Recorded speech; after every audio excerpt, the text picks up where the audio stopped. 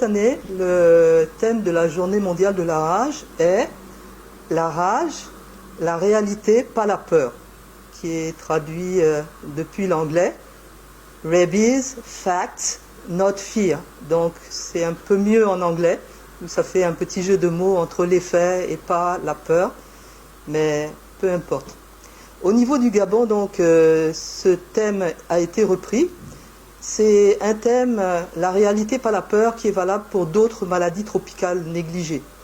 Donc la rage est une maladie infectieuse qui est causée par un virus, mais elle fait partie d'un ensemble plus grand qu'on appelle les maladies tropicales négligées, où il y a également la lèpre, l'ulcère de Buruli, la dengue, le chikungunya, beaucoup d'autres maladies. Au sein de ces maladies, la rage est la seule qui est une maladie qui peut être évitée par la vaccination à l'heure actuelle. Donc la rage est une maladie toujours mortelle chez l'homme une fois qu'elle est déclarée, mais elle peut être évitée par la vaccination. Et sur cette maladie, contre pas mal de maladies infectieuses, il y a des mauvaises conceptions, des défauts d'information et beaucoup de choses qui ne sont pas connues. Donc pour cette année, le thème vise à promouvoir une bonne information à la fois des agents de santé et des populations. Beaucoup de choses ne sont pas sues pour la rage. Par exemple, si on est mordu, léché sur peau lésée ou bien au niveau des muqueuses ou bien griffé par un chien, il faut pouvoir laver la plaie à l'eau et au savon pendant 15 minutes. Et cela avant de se rendre au centre de santé pour pouvoir recevoir une vaccination antirabique, une prophylaxie post-exposition. Ce qui n'est pas bien connu, on s'aperçoit par exemple au niveau du Gabon que lorsque quelqu'un est agressé par un chien, il a plutôt tendance à se rendre au niveau de la clinique vétérinaire de Rio pour voir des vétérinaires. Mais si vous êtes un être humain, que vous avez été agressé par un chien, la première chose à faire, c'est, je l'ai dit, laver à l'eau et au savon pendant 15 minutes et après vous rendre en urgence au niveau d'une structure de santé la plus proche de votre domicile afin de pouvoir recevoir des soins médicaux. Bien entendu, les vétérinaires ont leur partie à jouer puisque de leur côté, lorsque le propriétaire du chien est connu, il faut qu'il puisse mettre ce chien sous surveillance et cette surveillance dure 15 jours.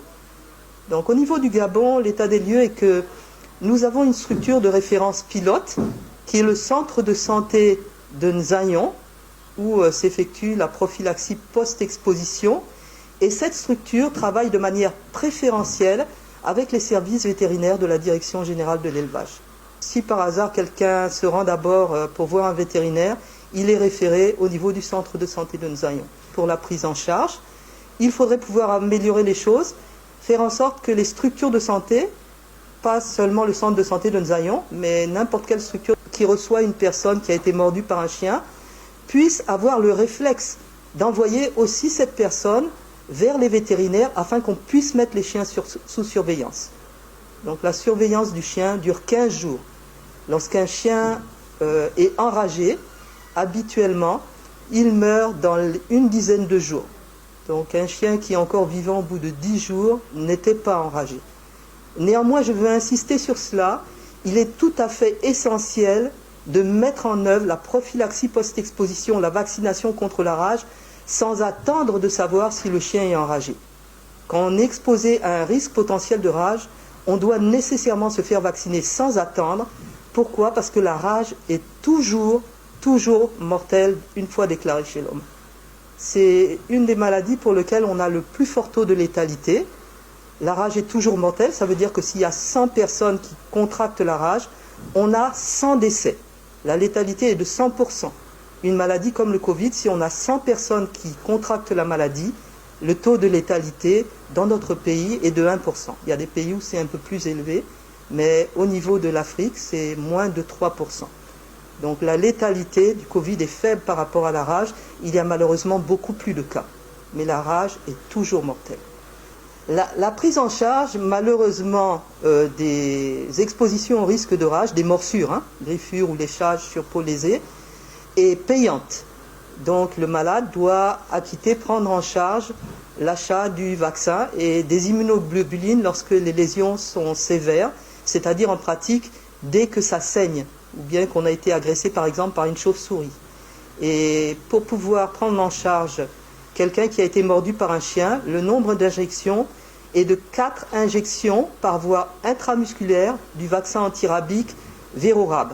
Ce vaccin coûte environ 15 000 francs CFA dans les officines, un petit peu moins, et 50%, il faut le savoir, 50% du coût de ce vaccin est pris en charge par la CNAMGS. Donc les personnes qui ont la CNAMGS ont intérêt à se faire prescrire le vaccin par un médecin.